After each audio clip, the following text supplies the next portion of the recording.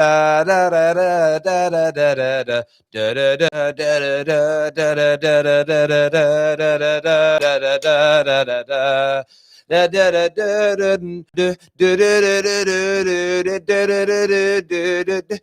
happy. Yes, the feeling when you wake up the morning after a magnificent Champions League night. It is beautiful. It is amazing. It is wonderful. We're here to do player ratings, something we're going to be adding now the morning after the night before big Premier League games. And yes, Paul Ashton buzzing. Absolutely buzzing. I really am. David, good morning to you, my friend, one of my members. Dwayne Johnson as well. How you doing, my brother? Need you guys to do me a big favor as well before we go any further in this. I always say smash the like button. It's important. I had a conversation with YouTube yesterday. They're sending out less and less notifications now because of how much content we make. They basically said you're only going to notify your viewers twice a day maximum that you've gone live. So where we really need your help, we used to say turn on the bell notification button. We have like 50,000 people that do that. On average a day, only 22,000 people are sent notifications. We've had the statistics, which means we get the views from those people. But we have 171,000 subs, and most of you don't know we ever go live, and then most of you won't be told that we go live. So what I need you to do is two things. One, if you just use the app, of course, bookmarkers have it turned on. But every 2-3 hours, just go onto the Football Terrace homepage, search whether we've had any new content out. We most certainly will. If you watch on your desktop, bookmark the homepage of the channel. And as I say, every 2 to 3 hours, just go there, have a look, refresh it, and see what's going on. You may not catch us live, but the playbacks are always there. And I can't express how important it is. The independent channels are being pushed further and further down the pecking order when it comes to content. And the only way we can fight back against that is you all doing your thing. Now that's out the way, let's jump straight into player ratings. And I want to interact with you the whole way on this in the live comment section. So, I need that. Someone here said, that's a joke. I have notes set to all. Halftime, I don't even get one. No, absolute joke. It's true. Yeah, we know that's happening. So that's why we need to fight back against it. And that's why we're developing a website soon as well. Terry, it's such a good feeling. Of course it is. It's an amazing feeling this morning. And it should be an amazing feeling. We don't get ahead of ourselves. We don't talk about we're going to win the league now. We're going to do this, that, and the other. But it is. This morning is, without doubt, an amazing feeling. And I don't think that can be sort of denounced or rejected or anything along those lines. Does that make sense? Like from my point of view, it's just amazing. Like this morning is absolutely amazing, and that's all I can say right now. It's amazing, absolutely off the chart feeling. Let's delve though into this video with a little bit more detail. Now we're going to start off at the back. We're going to start off with David De Gea, of course. So important yesterday, David De Gea was. I can't even express how important his goals were, how important his play was. Just absolutely. So what right word to use here? Without David De Gea, we would have been in absolute trouble. What is your player rating for him? I want to see that before we move forward. But for me, I'm going to go with a lot of what you're saying. Big interaction on the show. For me, the 2 or 3 saves he pulled off in that game were just out of this world, kept us in it, especially early on.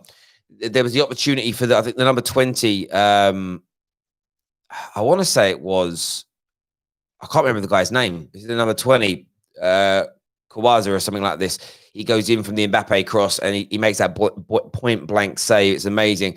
And the general consensus coming through here saying, David, easy, it's a 9. Everyone's giving him a 9, a few 8s. Let's give him a 9 then. Let's give David De Gea a 9 on this because you're all saying 9. I back that. I'm not going to fight back against it at all because he absolutely deserves the credit and the applause and everything else that comes along with that. Next player, Lindelof. What do you think about Lindelof? He made 3 or 4 very good interceptions, 2 or 3 very good clearances yesterday. I was very, very impressed with him. 1 tackle within the game. He won. He did actually win in the aerials, but they weren't really putting the ball into the box really in that way. As an example, did get dribbled past once, but I thought positionally was very, very good in the game. as I say, completed 3 clearances in that game, which was great. He got himself 3 blocks in there as well. So an excellent performance. I would personally go for 7, and that appears to be what the majority of you are going with. You're going with 7s out there, which makes sense. DJ Steele says 7. David says 8. Solid, good passing. Yeah, I'd probably go for 7 myself on that one. So that's what we're going to go with. De Gea a 9. Lindelof a 7. Next up on the list, we're going to jump straight. I've been so excited to talk about this guy this morning. Axel Tuanzebe, Axel Desai, Axel Ferdinand. Yeah, Axel Yatstam. What a performance. And I can't express enough the quality of Axel. If we look at it statistically, didn't get dribbled past. Okay, won all of his aerial challenges last night. Completed 1 tackle, but only attempted 1 tackle, 100% success rate on that. He made 1 block, impressively 7 clearances yesterday, which was absolutely phenomenal. And actually no interceptions, but didn't need to make any interceptions. The way he sniffed out danger, the way he handled Kylian Mbappe and Neymar was a rare thing of beauty. Phenomenal. It was just bish, bash, bosh. Get out of my way. I'm working here. It was just amazing and so impressive. So it was just excellent to see. Like, legitimately, it was so good to see. I even find it hard to praise it any more than that. Just mesmerizingly brilliant. 10 out of 10 performance for Axel Tuanzebe. Just out of this world. Out of this world. Luke Shaw. What was said about Luke Shaw yesterday? Because I thought Luke Shaw was very good. I thought Luke Shaw performed well. I thought he played well. I thought he, when I say behaved well, he got everything right. He went forward at the right times, defended at the right times, not caught out of position. I'm going to go with a nice solid 7. Same as Victor Lindelof. A nice solid 7 for Luke Shaw. Switched into the left-back role as well. Got forward well. Maybe a 7.5, actually. I think a 7.5 would be a little more apt for Luke Shaw, but excellent nevertheless. Up next, Aaron Wan-Bissaka. What we saying about AWB this morning, people? Spider-Wan. Do you know what I loved about Aaron last night is forget all the stuff in the press leading up to the game. I don't even care about that. I legitimately don't even care about that. That isn't even in the forefront of my mind. What I loved about last night is the doubt that's been put around this lad. People talking beginning of the season, or maybe he's not the fullback that we need. Maybe he's not this. Maybe he's not that. The defensive ability of Aaron Wan-Bissaka for a 22-year-old is nothing short of sensational. 22 years of age and just an absolute phenom. Absolute phenom. You know, 6 tackles he completed last night, which was amazing. But the way he kept, again, he helped to keep Mbappe and Neymar quiet was absolutely sensational. For me, I'd go with a 9.5 for Aaron Wan-Bissaka last night. I think his performance and everything around him deserves that. So well done, mate, for everything you did. Next up, Scott McTominay. It's an easy one for me. A solid, I'd give him a 7.5. I thought he was excellent. A little bit loose with his distribution, I would say. Actually, I was going to give him a 7. And then I found out that he played with only one eye in the first half. So let's bump him up to an 8 for that, you know. Let's bump him up for an 8. But overall, Scotty Mac, very, very good game from him again. 3 tackles completed in the game out of the 5 that he went for, which is very, very good. You know, won his aerial battles very well. He won 2. He won 2 of the 3 that he went up for in terms of the air, but didn't lose anything from a scrappy point of view. Completed 1 interception in the game, 4 clearances from outside the box as well.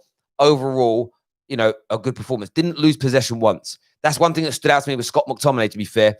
His passes may not come off, but he didn't lose possession. Didn't lose possession in a dangerous place or anything. And in fact, defensively yesterday, only AWB and Fred lost the ball for Man United from defensive-minded players backwards.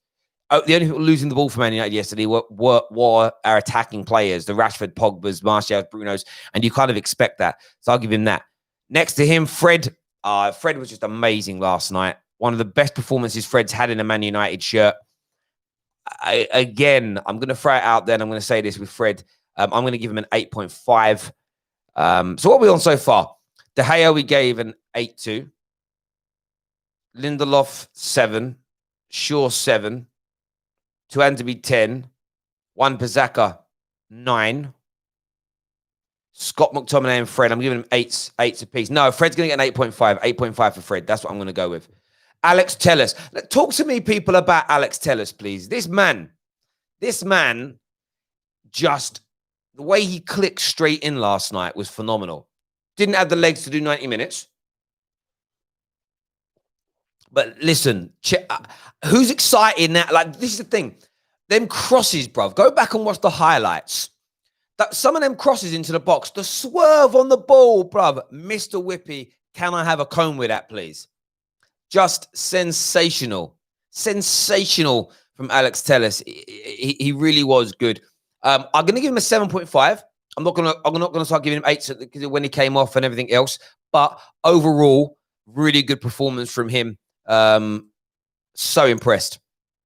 Legitimately so impressed with what he did in that game. 3 key passes as well, to be fair. And they came from his corners. So maybe a 7.5 is a bit harsh. Maybe we will give him an 8. Let's bump him up. We're in a good mood.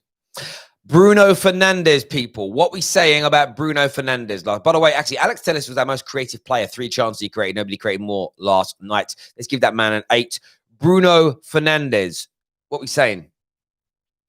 What we saying about Bruno, people? By the way, hit that like button for us right about now. Remember what I said earlier on in the video. It's so important to us that you guys are bookmarking the channel and refreshing our homepage 2 or 3 times a day, because YouTube are no longer sending out notifications due to the amount of content that we make. We're not breaking any rules. They just say they're not doing it. And out of our 71,000 subscribers, only 22,000 people per day get notified. And the uptake on that is nearly 100%.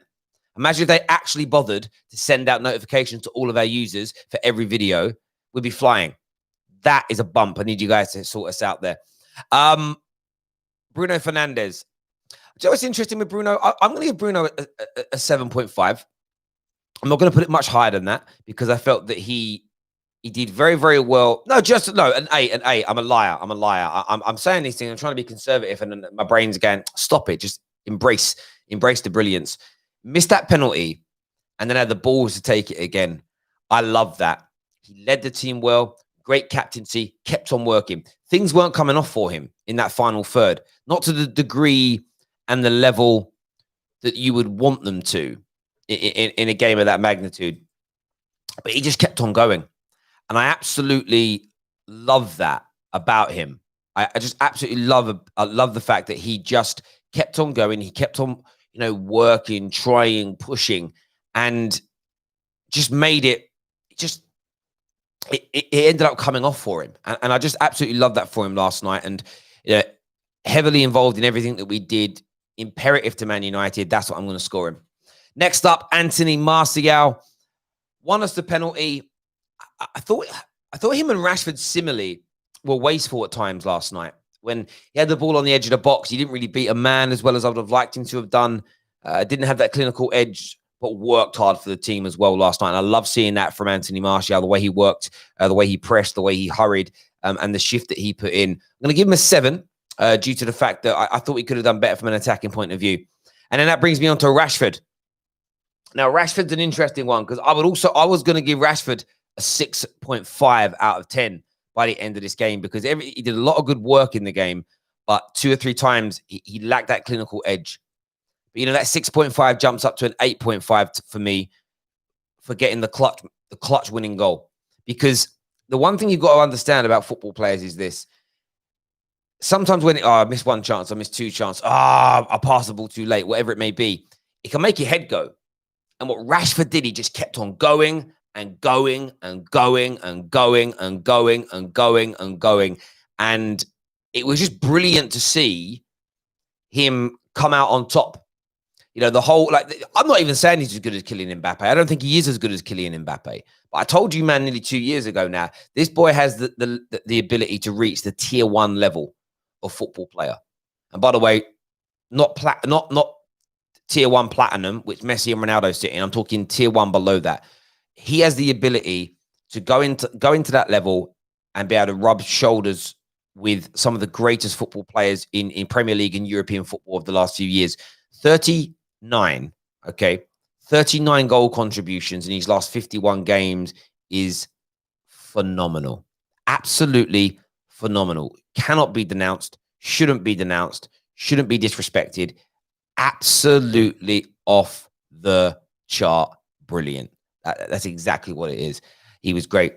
We've got a super chat here. It says, do you think the diamond formation with Pogba at his favourite left-hand side is a winning formula for United? Is the winning formula United were looking for? Well, I didn't think we played with a diamond when he came on. I think we went more 3-3-3, but you've got to remember these things are a variation of one another. I felt we went 4-3-3, but then you get Bruno sometimes dropping deeper, so you could call it a 4-4-2 diamond. I love the fluidity of the team that you can kind of get both of those formations out of the same set of players. And it was excellent. And I think maybe it is the way forward when it comes to us wanting to attack. When it comes to us wanting to defend, I'm very happy for Paul Pogba to be on the bench. I'm very happy for it to be Fred and McTominay doing all the sort of dogmatic grunt work. And then you bring on the Pogbas and the Van der Beeks later on in the day when they're fit and fresh. I've got no issue with an approach like that for some games. I'm not precious about who starts. I'm precious about Manchester United winning football matches. That should be at the forefront of all of our minds. But great super chat. Thank you. Get your super chats in as well. Let me know what you're thinking and feeling. David here says, Captain Bruno, 7.5 to 8. Balls to retake it. Played well. Great leader. Nelson, another member here, says, Captain, fantastic. He was great yesterday. DJ Steele says Bruno Fernandez was an 8 out of 10. Yes, he was. Martial gets a rating here of 8.5. That's quite a high rating. I'd love to understand your rationale.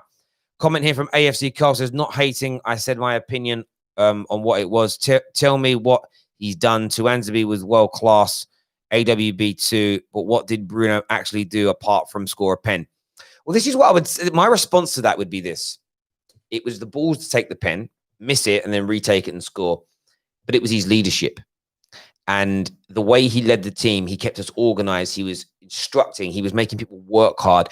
And the respect that people have for him is palpable. And it was an amazing overall performance.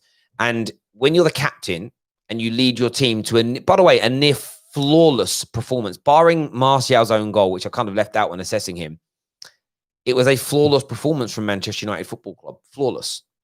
We nullified, we countered. And then when we went attacking, we bossed them, bruv. When we went attacking, we absolutely bossed them. We had 14 shots away from home. And by the way, so when you look at the substitutions, change of formation and the substitutions that came, from that point on, 1, 2, 3, 4, 5, 6 shots, 7 shots Man United had from that point, compared to 3 of Paris Saint-Germain. So up until that change, Paris Saint-Germain had 1, 2, 3, 4, 5, 6, 7, 8, 9, 10, 11, 12, 11 shots against us. 11 shots. Only 3 more after that. Up to that point, we'd only had 7 shots and we doubled our tally. So we bossed it in every way, shape or form. And a lot of that is to do with how you're led. But that brings me on to Paul Pogba, because Paul Pogba is getting a rating today as well. He was on long enough. Game changer. Took us to that next level when he came on. The tactical switch, the personnel switch from Oli was sensational. It really was. It was just phenomenal. And Paul Pogba comes in, gets the assist. But it was the overall performance from him was just majestic. He's on the field of play for, 30 minutes? Less than 30 minutes. Just over 20 minutes. And created 2 chances, got an assist, and was phenomenal. And this is another one of those games where if anybody ever says to you, show me a game where Paul Pogba changed things. Show me a game where Paul Pogba was the main man. This is that game. This is also that game that you hold up above all others to say, Oli gets his tactics right. Ollie can change things mid-game. Ollie knows how to make substitutions. But what made today come together was the delivery, the execution from the players. Smash that like button, people. Let's get past 1,000 likes, please. Make sure you're bookmarking this channel and you refresh the homepage of the Football Terrace every single day, because it does nothing if you don't get notified anymore that we go live. Not to the same degree as you should. Only 22,000 notifications per day are sent out to our 71,000 subscribers, and we stream at least 2 to 3 times a day. So please make sure you're bookmarking us and getting that done. The realist here says, yo, Terry, hope you're well. I'm still gassed. Fred was class yesterday. What are your thoughts on him as a player? I said this last year about Fred, and I stand by this wholeheartedly. About this time last year, maybe a little bit earlier, 12 months ago, he wasn't a United player for me. I hadn't seen him have a good game. Thought he was poor. Lost the ball in dangerous areas. But this man has turned it round. The last 12 months, Fred has been one of the... He is living up to that £50 million price tag, and he has been for a year or so now. If he keeps this level of performances up for another 12 months, it's £50 million well spent. Excellent player. Sky plans are now open, people. Just search Football Terrace FC. Get yourself on. First person on the show is going to be Adil. Adil, welcome to the Football Terrace. Give me your thoughts on Man United's performance last night. Well, I spoke with you the other day, right? Before the match, I think. And I told you regarding the lineup that I want Scott McTominay and Fred. And I also predicted that it would probably be 2-1 if Fred and McTominay plays. So my prediction was spot on, I think. Mate, you're absolutely right. Your prediction was spot on. Your prediction was out of this world. You got it absolutely right. And I remember you calling, and I was a little bit like, I hope you're right. I can't see it though, and that's because I have been in a pessimistic mood about Man United. You got laughed at by so many rival fans in the comment section, my bro, but you killed it. Tell me, I want to talk to you about a few players from last night. Axel Tuanzebe, he's got to start going forward now, doesn't he? I mean, he has played his first game after a year, I think, and what a performance! I think. Obviously, I'm not going to put him against Chelsea because obviously we'll play 4 at the back and Maguire should be there. But what a performance, to be honest. And I think the credit goes to, again, I'm going to say CDMs, because of them, the defense was able to be calm and able to tackle Neymar. I mean, Neymar had a very tough game. I mean, he was getting from everywhere. McTominay was over him. Fred was over him. What was his name? AWB was over him, Bisaka. And this guy, when he was trying to dodge AWB, then this young lad, I don't know how do you say that, but he was the one who was actually then covering Neymar. So...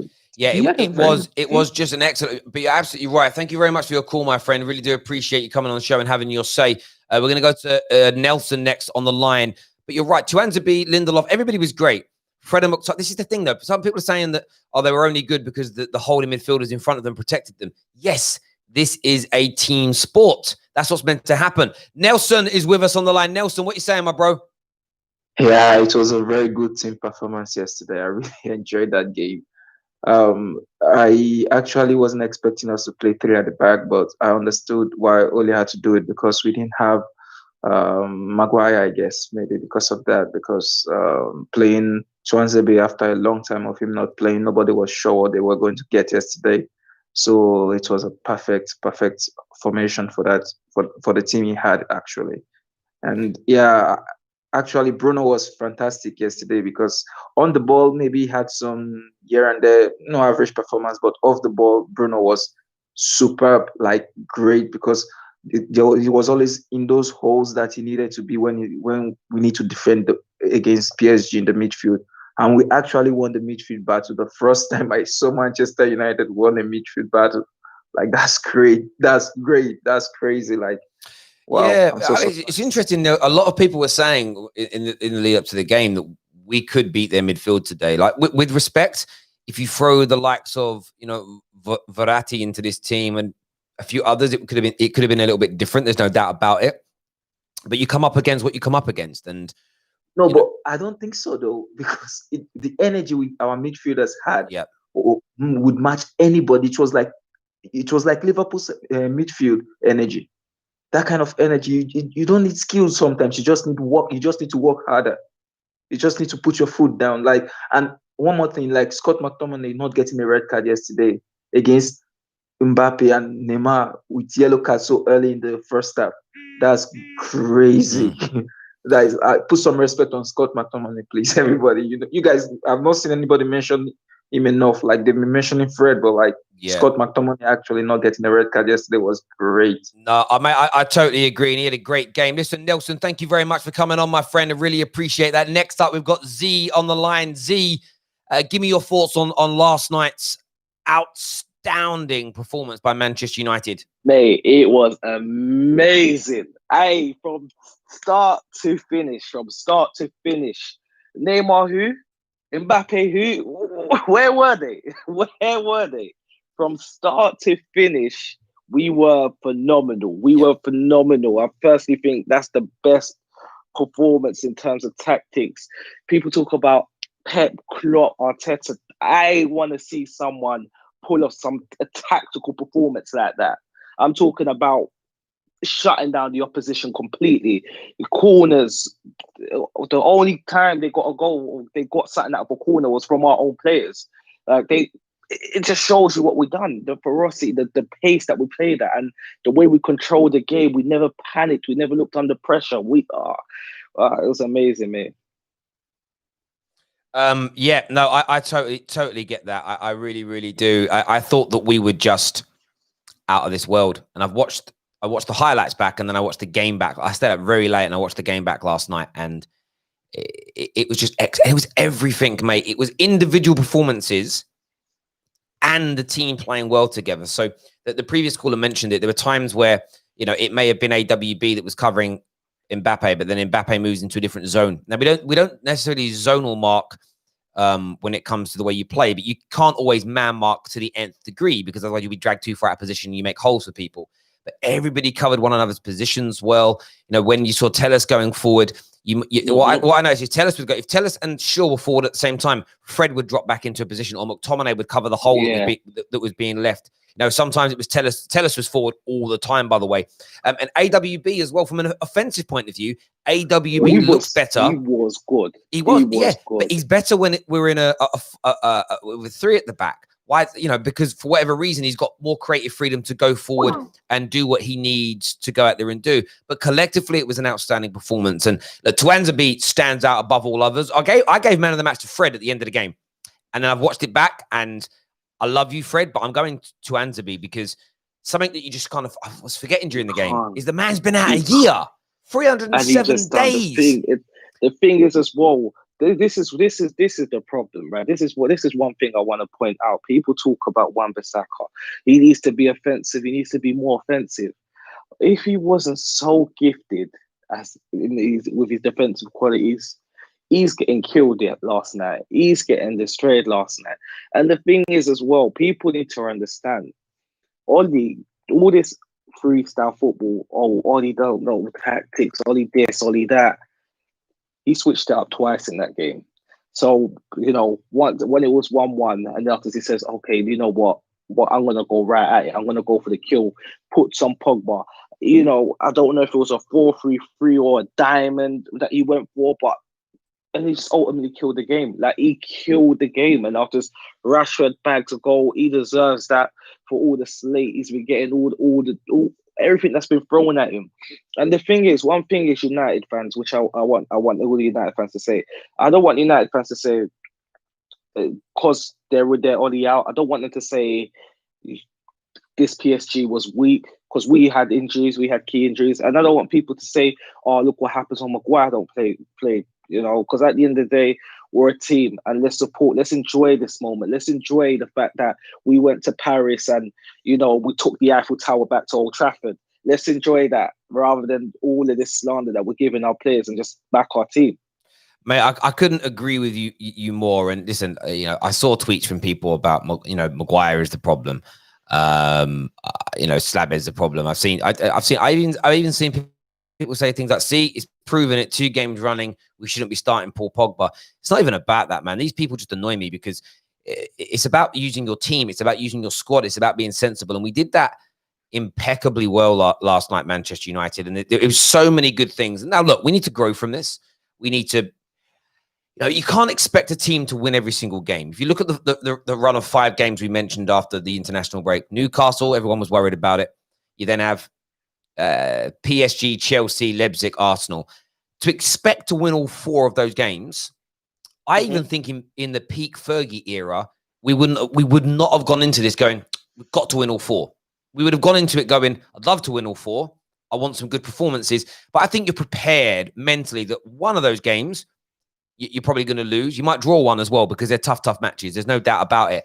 But we go into the Chelsea game now with some wind in our wings. And I think that's so important. And I'm confident now, not that I'm going to batter Chelsea. Chelsea are rubbish. It's not about disrespecting Chelsea. But we go into the game with confidence and cohesion. And I'll tell you one thing. When we got beat 6-1 by Spurs, my biggest fear was how long the hangover would be, how long it would take us to bounce back. And it's 2 games running. We've only conceded goals because of own goals, right? We've barely been broken down. Everyone from front to back is performing and clicking. And, and we've suddenly seen this emergence of Tuanzebe come back. And if he stays fit, I know the previous caller said he doesn't expect to see Tuanzebe play at the weekend. For me, Tuanzebe next to Harry Maguire is a match made in heaven in a 4-4-2. And then when you go 4-3 at the back, you either bring back in Luke Shaw or you bring in Lindelof, and we go from there. I mean, Tuanzebe as well. What I love, Tuanzebe could save Manchester United 50, 60, 70 million pounds. That's what I love about him and the Tuanzebes and the Rashfords and the Greenwoods of this world. They could save Man United so much money that we don't need to go out there and spend. I'm not saying Tuanzebe, if Tuanzebe played like that every week, that's world class.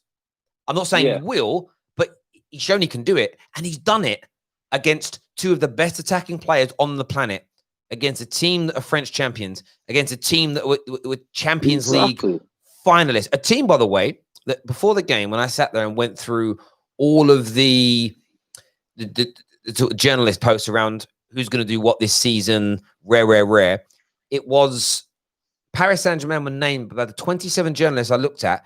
I think 7 of them named Paris Saint-Germain as their favourites to win this tournament this year. All but one of those 27 journalists said we're going out of the group stages. So not just to see Tuanzebe, Lindelof, Fred, McTominay, Pogba step up at this level, but to completely obliterate them. It's like, okay, I'm not going to suddenly say we're one of the favourites to win the damn thing. But when you put in performances like that, all we now need to do is create consistency. And if with Cavani coming in, you've got Greenwood to return to this team. You've got Tellus to get his feet under the table. Do you know what I mean? What people are forgetting. We got the game next week, the next group game next week. If we win that, right, we got 2 games against Istanbul. I don't know how to say that. Yeah, me too, brother. Mispronounce it. So we've got those 2 following up. If we win those 2, we qualify, right? Because obviously, I think when you win the 4 out of the 6, you qualify right away. Correct me if I'm wrong. As a general rule, if you get 12 points, I think you're pretty much there. You can normally qualify with 10 points. And as you say, if we can get 3 points against Leipzig, if you're on 6 points after 2 games, and then you've got 2 matches against Istanbul, you're practically over the line. And what that also means with this hectic schedule, it means you can start for the last couple of games, you can rotate a bit, you can rest players, you can keep people fresh for Premier League games, especially when we have to travel to Turkey. Imagine we get to travel to Turkey and we can go, do you know what? Pogba, Rashford, Maguire, AWB, we're just gonna leave you in England. Like, I know that we may be getting a bit ahead of ourselves, but these are the things. I've got a few things here. Thank you very much to Ilyas Delaf for not just becoming a member of the Football Terrace today, but for becoming a legendary member from the go. Thank you so much. You all can sign up and be members by clicking the join button right about now. It'd be amazing if you could do that for us. Big thank you to you for doing that. We have a super chat as well here from Kevin, who says AWB sliding into DMs and sliding Mbappe off the pitch. Axel and Fred were a class act too. They were, man. And yeah, Aaron won Bashaga. I love you, man. I just love this guy. He's quality. The thing is with United, right? I know everyone looked at it because I reacted and I said, what is this squad that's gone out? But do you know what? The one thing is we got crazy depth, right? This is, I know people in the comments are probably going to get crazy over me. I'm starting to feel that last night was the first time I felt that feel of the 2008 times, the 99 times when we had killers on the bench. Right? We had people on that bench where you looked at. It's crazy. You're looking at the people on the field. Yeah, Fred, McTominay are not that appealing when you look at them, but you've got some people you're looking at the field that you've got your Bruno, you've still got your Martial, you've got your Rashford. That's who all these players are looking at. Then when you turn to the bench and they're looking at Van der Beek and they're looking at Pogba, they're like, oh boy, if we don't get this one right, they still got these guys to come on. Like, people are not sensing those small things. These are the small things that people need to start. You're absolutely right, bro. You're absolutely right. And listen, I back everything I said at the end of the transfer window. I wasn't convinced that these players were Ollie's signings. What was my rationale for that? Because we left it so late, and we tried hard to get the Sancho thing, and it didn't work. I wasn't happy with the way we dealt with things because it created a lot of the shenanigans that were going on. If we would have given up on Sancho earlier and brought in Telles and Cavani and Pellistri and Aman Traore and whatnot, I think everybody would have been a bit more relaxed. It would have helped Ollie a lot more. So even if it turned out these were Ollie signings, but we just took an eternity to get them over the line, or these turnings turned out to be good for us, I'm still not going to take away the fact that I'm disappointed. I still can't trust this board for all the stories they leaked and didn't shut down about Ollie during the international break. We know that they will throw him under a bus. If we get slapped 5-0 by Chelsea at the weekend, the stories are coming out again about this dressing room, dressing room, that. And it's all going to come from Woodward. I don't trust them. But what I said from all the way back when, I'm going to back these players on the field. I'm going to support whichever manager is in charge, and I'm going to want them to win. And when we do play well, when we win games, I'm celebrating it. When we play poorly and we don't do things, I'll criticize it. I had that balance about me. You know, you only have to go through my tweets during a game. I celebrate everybody and dig into everybody when they need it. Like, there's no agenda on my part. Like, I have my favorite players. Everyone knows I love Rashford. I love Rashford. Yeah. But like, I slagged him off 3 or 4 times during my watch along last night when he was playing. Last night poorly. he done a few moments. Like I said, the thing is as well, right, what people need to remember, right? What we need to remember is these players are Rashford's still young, right? People say, oh, he's not. He's had enough time at the top level, but he hasn't had enough time with a consistent coach. People got to remember, he's gone through Van Gaal, Mourinho, now Ollie. You got to remember, right? When you're developing as a young player, you need someone. Yep. You need that consistent training. He's had to chop and change. His development has changed because different coaches come with different tactics and teach different people different things. I work in sales. So, for example, when you've got a new BD or something, or a new, area manager that's going to come in, they're gonna have their different ways of, wanting to how to structure things. They're gonna so one might be like, okay, you know what, freestyle. To be able to supply wherever, do whatever. Someone's going to say, oh, we're going to make it regional. Someone's going to say specific regional. So if they go London, they're going to say, this is South London, West London. We're going to break up the teams like that. So, and after it changes the consultants.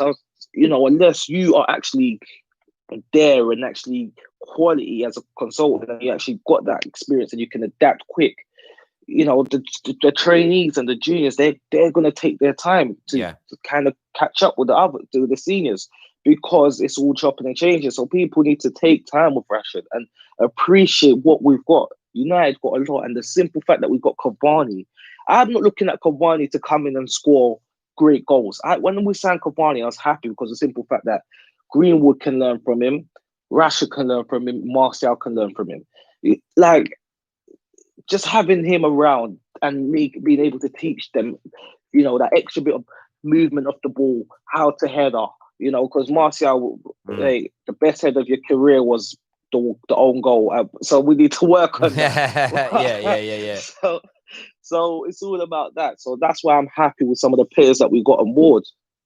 Mate, I couldn't agree with you more. I think that the consistency for players is also important. And this is one of the reasons why I got frustrated at the way we were behaving as a club, because if you don't create that consistent ground, it's hard for people to work on.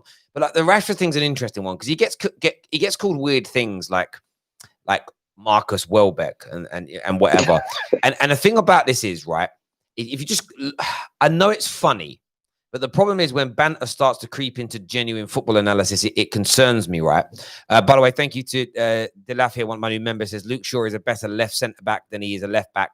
I actually agree with that. I think he's excellent in that left-back role.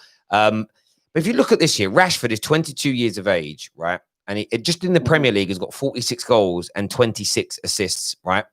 That is phenomenal, right? As a 22-year-old. Danny Welbeck is 29 and he has 44 goals and 27 assists.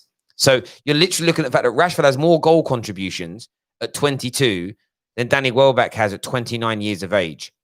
So you had and by the way, like Danny Welbeck's, the age difference between the two players is longer than Rashford's been playing. So by the time Rashford gets to Welbeck's age, he is going to have done, I would almost guarantee this now, he'll have a minimum of 300% more goal contributions than Danny Welbeck. And people dare put their names in the same sentence. It's by the way, still, I haven't done this a year ago at 21 when you looked at Rashford's outputs as a player, as a young man versus Thierry Henry and Cristiano Ronaldo's. He was in front of them both. The great thing for Rashford is he stepped up since then. That 30 plus goal contributions last year. This season alone already, Marcus Rashford is sitting, there with seven games, he's played this season, and he has 5 goal contributions in 7 games. And if you look at his England record this year, it's 7 in 9. Like if you look at him as a domestic level, that's 5 goal contributions in 7 games. The outputs are there now. And yes, you're going to have these moments where, he should have passed here, he should have done that. And I agree that he has to get better with his decision making. I'm not going to stand there and deny that. That would be foolish of me. But because that's what I mean. Just some of the things he just got. The thing is with Rashford, right? Regardless of what everyone says, he just got the smaller things to just tweak on, like rather than that extra touch, release the ball. Rather than like yesterday, I was thinking when he scored that goal, I was like, I said, I turned around to my missus. I said, he could have done that earlier because he had that. You remember the one when he tried to put on a plate for Martial and it just went all the way to the corner flag. I said, why didn't he strike it there? I know he's got it in him. Like strike it, but he's got the small things to learn, and that's the things that being in training with someone like Cavani, they will pick up on. Do you get what I mean? So that's what people need to be patient and be patient. I've always trusted Oli. I've always been Oli in. The simple fact of the matter is, another thing that people are forgetting is people say, okay, the 6-1. And after, this is what I mean. People forget. One thing I think people are ignoring is the team spirit. Do you think, because I'm starting to think some of these players read some of these things that were put out in the papers. Yep. And also they said that a player was leaking it. And they said, well, you know what? We've got a good relationship. This is what they're doing to the gaffer. They're probably messaging in their little WhatsApp group chats and saying, this is what they're doing to the gaffer. And they've come back into training. And after they've backed him because they don't want to see Oli go. Are people not thinking that these guys actually love the manager? And these are things that everyone's ignoring. Like I see the way they even when players are coming off, players don't look angry to come off. I saw with Mourinho, angry to come off, they wouldn't get the handshake and everything.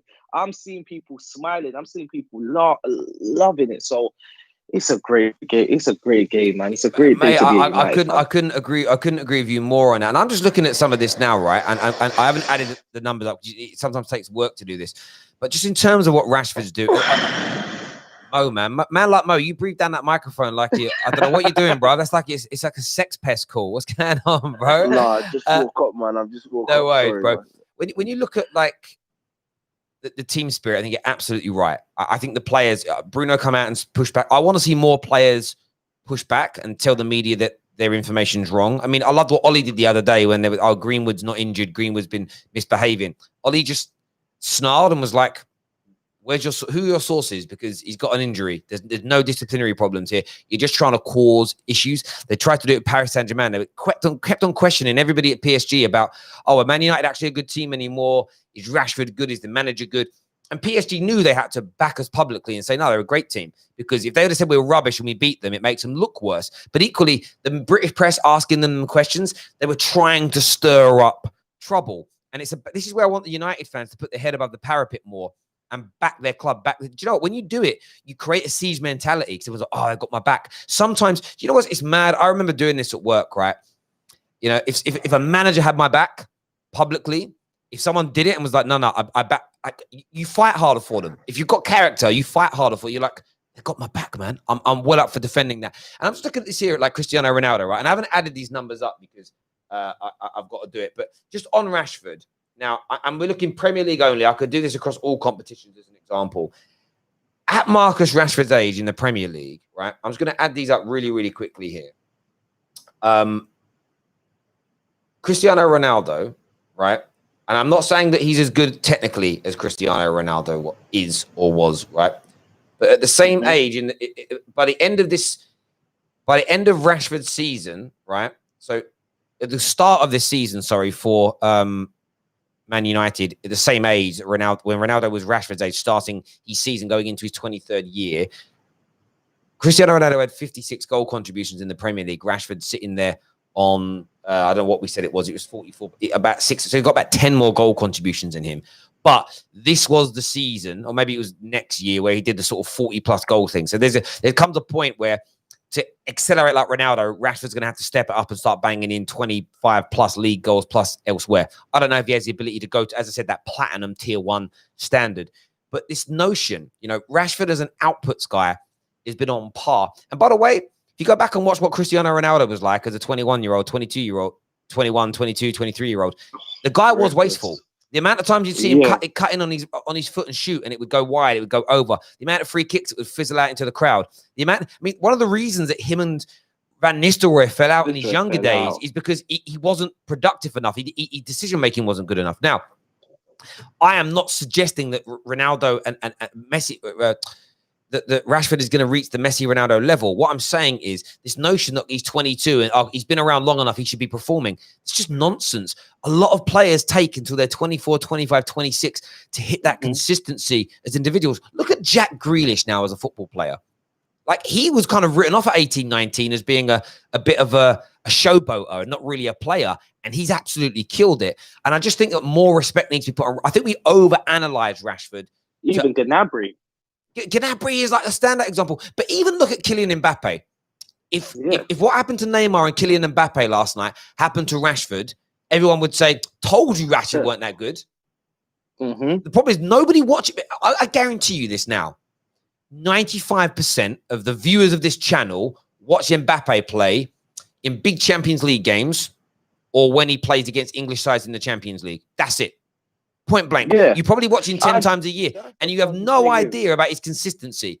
And I bet there are loads of games. I bet there are loads of games where Mbappe is good, 6 out of 10, but, you know, but picks up a goal. And it's like, he scored again. And trust me, you put Rashford in this PSG team in France, he'll score 30 league goals. No problem. The funny thing is, Martial had a bigger rep. I've got family in France. Martial had a bigger reputation than Mbappe's. They were when Martial was younger at Monaco, he had a bigger reputation than Mbappe did. They were saying crazy things about Martial, saying he's the next big thing. And after that's the only thing. I think if you noticed, Martial only started getting slapped when Mbappe's rise came up. When Mbappe started rising up, that's when people always like comparing players to players. Sometimes let's sit back and appreciate exactly. It. You understand? Exactly. And mate, you're so right. I'm going to go to a man like Mo in a minute. You're so right. And this is what I would say. I compare outputs of players. I like to see how they're doing with one another. But you can't actually do a player comparison unless you watch both players. It's ridiculous. And for me, Marcus Rashford is one of the most maligned and disrespected football players on planet Earth. Man like Mo, give me your overview on last night's performance, bro. You know what? I've already said that we're going to win that game because you know what? Yeah, these guys, they can't defend. I've seen the league, the way they like possession football. You see, I'm coming from like I said it yesterday. I want Fred to start here, and he actually spotted on because he knows PSG are the midfield. They pass the ball quick, So you can't have Matic playing that game. But I just want to say, Leipzig game is. I've told you about it as well. I don't know, one of the shows was last week, 2 weeks ago, that I'm more worried going to Leipzig game than PSG. You know what I mean? Because they press. Nagelsmann decided they press. But I said PSG will win that game. I think we got confident because we already beat them before. But as last night, I was just saying that's the football level period. I'm just saying that we could have scored 5-6 goals yesterday, but it was 2-1. But I would love to have battered them 5-1. You know what I mean? But if you could have converted these chances. Yep. And that shows that there's areas for us to improve and to get better in and to go forward. And, you know, we've still got 4-5 players to integrate and bring into this squad. And this is where things are a little exciting now. And I think we can look at this and be like, oh, what else is going on here? You've got Cavani to come in, which I'm excited to see now. You've got Maguire to return to that team who was injured. You've got Greenwood to come into that team who is out injured, as an example. You've got young Palestri, who, you know, I knew he'd be involved in the first team squad straight away, but by the way we announced him, let's see what he's got.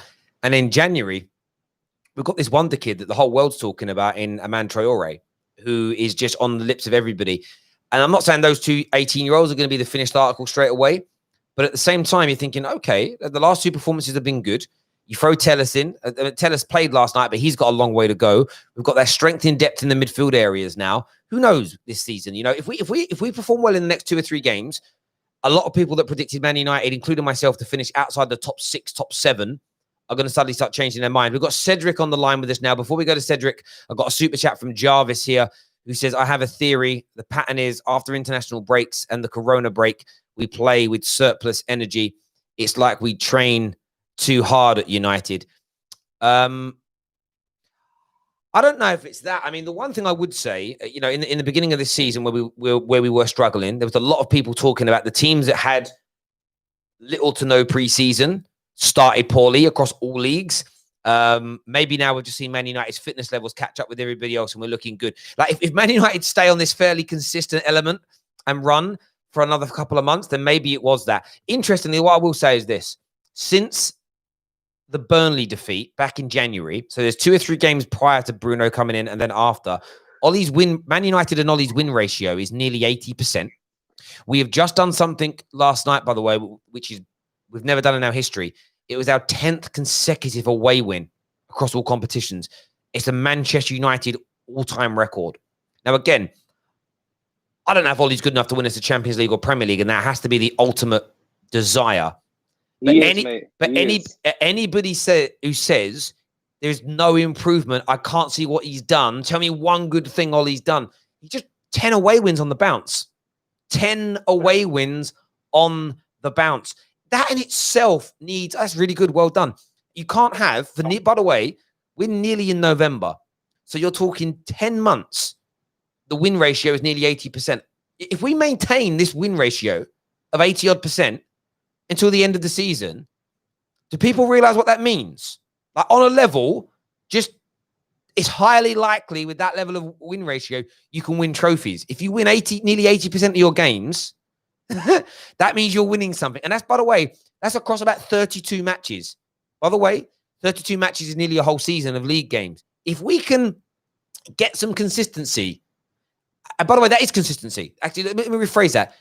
If you win 80% of 30-odd games, is that not consistency, Mo? Yeah, it is. I think our away record is much better than home record, in my opinion. Because we just seem to lose some of the home games. You know, our away record is very, very good, especially on the Ollie. From 18 games, undefeated, and the only the nearest that is to. Cedric, we really can't hear you, mate. Try calling back with a better in a better space. The signal was really, really poor there. Yeah, it's just amazing. Listen, we have to create consistency. We need the team to be together. But this sort of notion, that, again, I agree with a lot of the criticisms of Ollie, but some of the things are right. Sometimes we haven't looked great in certain games. But when you start going into the facts, why are people denying this win ratio? It's an interesting one for me. People tuning in, thank you, gents, for your call. I really, really appreciate speaking to all of you. Thank you very, very much indeed. Thank you, Z. Thank you, Cedric. Thank you, Mo. Appreciate that. Everyone who's tuned in this morning, thank you. Please smash that like button. It's so important to the Football Terrace. As we said, we had a conversation with YouTube yesterday. On average, only 21,000 notifications are sent out today. are sent out per day across our 71,000 subscribers. You only often get one per video we do as well. We often upload 3 times a day. We need you to bookmark this channel, or we need you to go into your app, your YouTube app, sort of 2-3 times a day, every 3 or 4 hours, and just refresh for the new content that's coming through. Otherwise, you're never going to know we're live, and it's not good for us. They're burying us in the algorithm behind the sort of corporate accounts. So we really need your help in doing that. Hitting the like button does help us as well. But listen, everybody that's tuned in, a massive thank you to each and every single one of you. Do me a big favor and smash the like button. Hit the share button as well. And we'll see you all again very, very soon. Bye-bye.